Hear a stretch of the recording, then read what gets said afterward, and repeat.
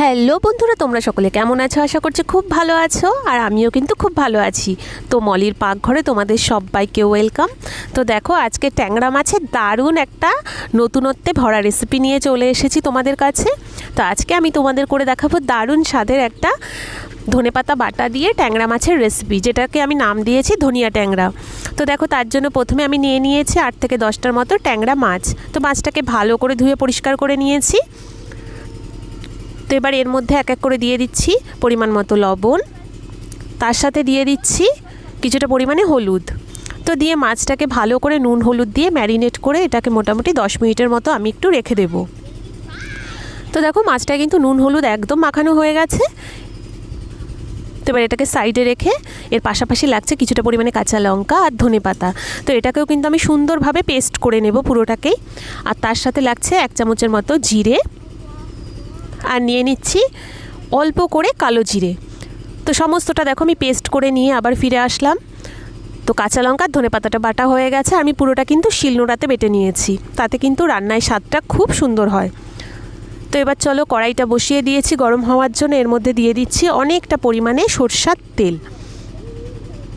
তো তেলটা গরম হয়ে গেছে, এবার এক এক করে এর মধ্যে ছেড়ে দেবো ট্যাংরা মাছগুলোকে। তো মাছগুলোকেও আমি ভালো করে ভেজে নেব। তো মাছগুলোকেও দেখো একটু লাল লাল করে ভেজে নিচ্ছি। তো ঠিক এইরকমভাবে মাছগুলোকে আমি ভাজবো।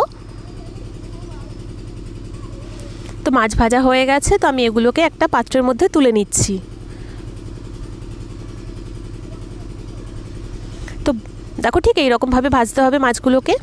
তো পরে বাকি মাছগুলোকে আমি সুন্দর করে লাল লাল করে ভেজে নিয়েছি। এবার এই তেলের মধ্যেই আমি দিয়ে দিচ্ছি কিছুটা পরিমাণে ফোড়নের জন্য কালো জিরে।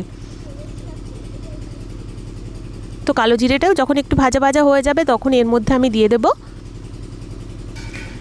যে জিরে আর কালো জিরেটা বেটে রেখেছিলাম, প্রথমে সেই মশলাটাকে দিয়ে দেব। তো দেখো, তেলের মধ্যে দিয়ে দিচ্ছি। এবার এর মধ্যে বাটিতে অল্প করে জল দিয়ে সেটাকেও দিয়ে দিচ্ছি। তো দিয়ে এটাকে ভালো করে একটু কষিয়ে নেব। তো এর মধ্যে দিয়ে দিচ্ছি অল্প করে পরিমাণ মতো হলুদ, আর দেবো স্বাদ অনুযায়ী অল্প করে লবণ। তো দিয়ে মশলাটাকে একটু 4-5 মিনিটের মতো কষিয়ে নেব। তো দেখো, মশলাটা কিন্তু আমার ভালোভাবে কষে গেছে, তেল ছেড়ে দিয়েছে। এবার এর মধ্যে যে ধনেপাতা কাঁচা লঙ্কা বাটাটা ছিল সেটাও আমি দিয়ে দিচ্ছি। তো আর দিয়ে দিচ্ছি অল্প করে জল। তো দিয়ে এবার এই মশলাটাকেও সুন্দর করে কষিয়ে নেব যতক্ষণ পর্যন্ত না পুরো তেলটা ছেড়ে যাচ্ছে। আর এটা কিন্তু গরম গরম ভাতের সাথে খেতে অসাধারণ লাগে। তো তোমরা যারা বাটা পছন্দ করো তারা কিন্তু এই মাছটা তাদের নিঃসন্দেহে পছন্দ হবে। আর এটা কিন্তু শীতকালে এরকম দেশি ধনেপাতা বাটা দিয়ে এরকম যদি একটা ট্যাংরা মাছের রেসিপি থাকে, তাহলে কিন্তু আর কোনো কিছুর প্রয়োজন নেই। তো তোমরা কিন্তু অবশ্যই বাড়িতে ট্রাই করে দেখতে পারো। তো দেখো, তেলও ছেড়ে দিয়েছে মশলার থেকে। তো এটা দিয়েও কিন্তু শুধু শুধু ভাত খাওয়া হয়ে যায়, দারুণ লাগে। তো দেখো, মশলাটা আমার সুন্দরভাবে কষে গেছে। এর মধ্যে অল্প করে দিয়ে দিচ্ছি জল, কারণ এই রেসিপিটা কিন্তু একটু গামাখা হয়। আর সমস্ত বন্ধুরা, যদি আমার ভিডিওগুলো তোমাদের ভালো লেগে থাকে তো অবশ্যই আমার ভিডিওটাকে একটু লাইক করো, কমেন্ট করো, শেয়ার করো। আর নতুন বন্ধু হয়ে আমার পাশে থাকতে একদমই ভুলো না। তো দেখো, এবার ঝোলটা ফুটে উঠেছে, এর মধ্যে দিয়ে দিচ্ছি ভাজা মাছগুলো। তো মাছগুলো দিয়েও মোটামুটি 3-4 মিনিটের মতো আমি এটাকে ভালো করে ফুটিয়ে নেব। আর যখন ঝোলটা একটু টেনে আসবে, মানে একটু গামাখা হয়ে যাবে, তখন আমি পুরোটাকে নামিয়ে নেব। তো দেখো, খুব সুন্দরভাবে ফুটছে মাছটা, আর কালারটা কিন্তু খুব সুন্দর হয়, একদম সবুজ সবুজ। তো দেখো, ঝোলটা কিন্তু অনেকটাই টেনে এসেছে, আর খুব সুন্দর একটা সেন্টও বেরিয়েছে। ধনেপাতার তো একটা খুব সুন্দর ফ্লেভারও থাকে আর সেন্টও থাকে। তো দেখো, আজকের রেসিপি কিন্তু আমার একদম রেডি হয়ে গেছে। এরকম মাছের গায়ে কিন্তু পুরো মশলাটা জড়িয়ে থাকবে। তো এবার ঢেকে এটাকে 10 মিনিটের মতো স্ট্যান্ডিং টাইমে রেখে আমি একটা প্লেটের মধ্যে নামিয়ে নেব। তো আজকে আমার অসাধারণ ট্যাংরা মাছের রেসিপি একদম রেডি হয়ে গেছে গরম গরম ভাতের সাথে পরিবেশনের জন্য। তো তোমরা অবশ্যই কিন্তু এটাকে ট্রাই করে দেখতেই পারো, অনায়াসে সকলেরই কিন্তু ভীষণ ভালো লাগবে, এটা আমি নিঃসন্দেহে বলতে পারি।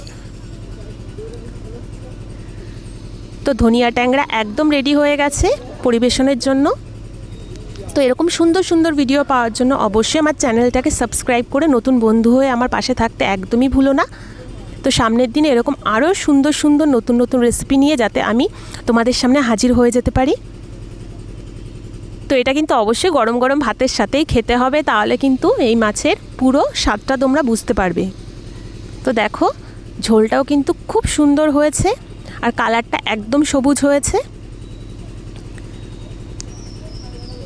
তো এরকম নতুন ভিডিওর সাথে আবারও খুব তাড়াতাড়ি দেখা হচ্ছে। তো এখনের জন্য টাটা।